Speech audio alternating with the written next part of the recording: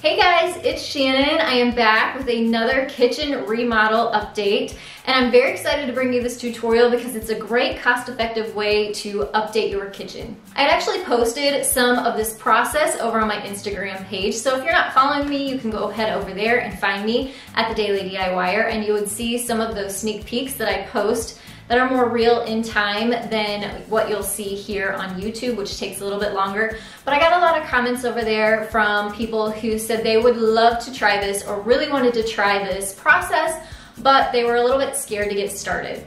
So I'm hoping today that I can bring you through this whole process of how I updated our kitchen countertops using just paint and some sealer and some primer, and did a very cost-effective update to the kitchen without breaking the budget. So let's get started with this tutorial. Before I get to the tutorial, I wanted to give you a look at the kitchen before the makeover, and you can see that the countertops actually have a sort of yellow and cream, almost an orangey tone to them. So they're very outdated and they just needed a little bit of a facelift. They were actually in really great condition. So to get started, I used my orbital sander and some 80 grit sandpaper and sanded the entire top of the counter that was going to be painted. You really want to make sure that you are getting the entire clear sealer part off of the countertops so that your paint has something to grip onto.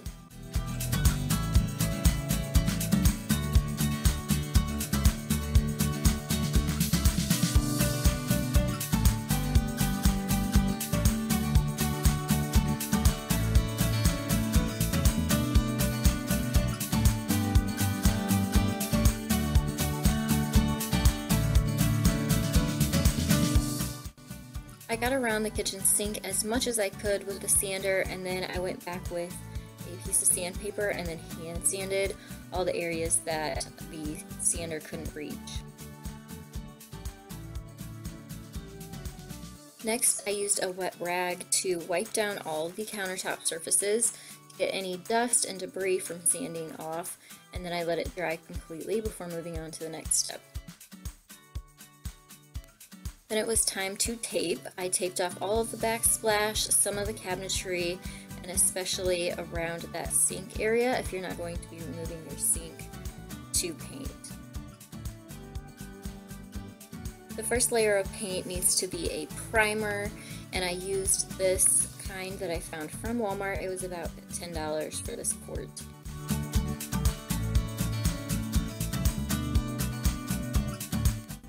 I used a cotton roller that I also got from Walmart to roll on the primer as much as I possibly could around the countertops, and then the spots where the roller wouldn't get, I used a very soft bristle brush, paintbrush, and that got into those little cracks where the countertop met the backsplash as well as the tops of the counters. We made sure to put the primer on pretty thick so that it would cover up the yellow countertops, and then we let it sit overnight before moving on to the next step.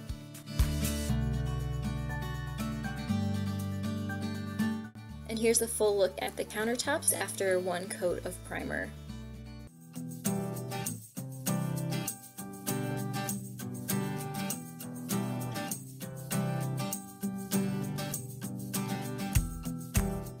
I wanted the countertops to have sort of a warm look to them, not just gray. So I used this Glidden paint that we actually used on the walls. So this is the wall color, and it's by Glidden in the Hills paint collection, and the color is called Dry Mountains. So what we did is did the same technique that we did with the primer. We rolled this layer on and used the paintbrush to touch up spots the roller had missed. And I actually did 2 coats of this paint, again, just to make sure we had good coverage, and made sure to let it sit several hours before going back and adding the second coat. So here's a look at the countertops as they were drying. And then we also went to Lowe's and found a tile with the colors that we really liked and wanted for the kitchen. So this I used as a guide for choosing the paint colors for the veining in our Faux Marble Finish. This is the first acrylic paint I used by Martha Stewart in the color Wet Cement, And I used this over that base coat to give the countertops more of a gray look, but the tan undercoat really warms up the space. So I like that it has sort of a dimensional look.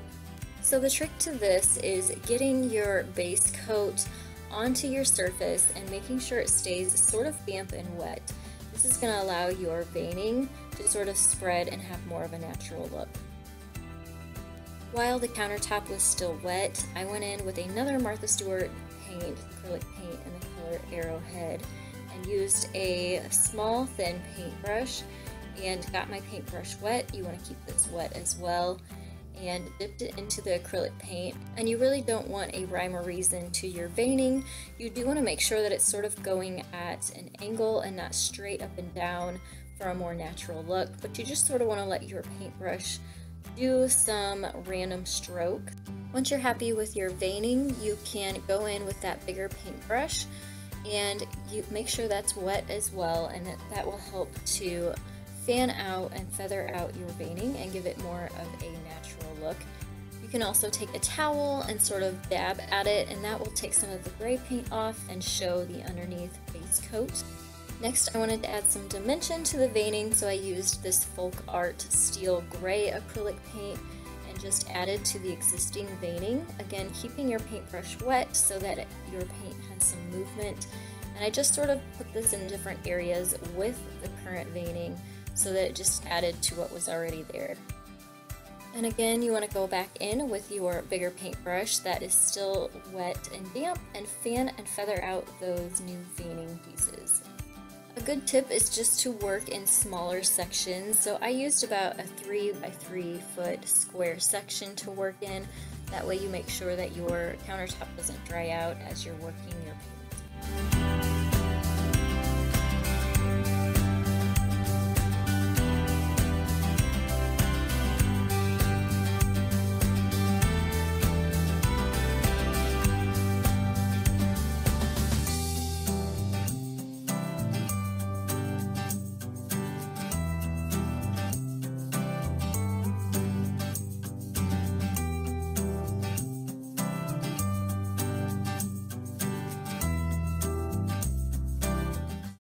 And here is a look at the countertops after the acrylic paint layer had all dried. I did go back in with some more of that cement color that I originally did to sort of cover up some of the darker tan colors that were coming through and gave it a little bit more of a subtle look. Once I was happy with the way the marble effect looked, it was time to seal. And here's the look at the one coat polyurethane that I used to seal the countertops with. It says you can get 3 times the protection out of one coat. However, I did end up doing 2 coats just to make sure we had good coverage and it had good protection. You also want to make sure that you choose a polyurethane that is non-yellowing, and this one is a non-yellowing polyurethane, so that worked great with these natural and neutral gray tones.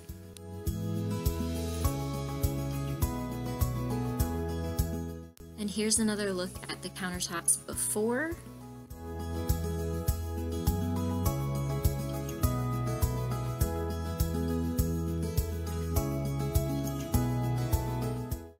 And here's a look at the new updated countertops. I love that we were able to get such an updated, wonderful new look for under $40 and get a brand new look for the kitchen without breaking the budget. I would highly recommend trying this. If you are afraid at all, just remember that it is paint and you can always paint over it and start over. My mom, as well as a couple of my friends, have painted their countertops in the past as well, and they have been able to stand the test of time and they still look wonderful to this day. I would recommend giving yourself at least the weekend to get your countertops painted, and then several days after to let your paint cure and the polyurethane cure, and not use your countertops for a few days.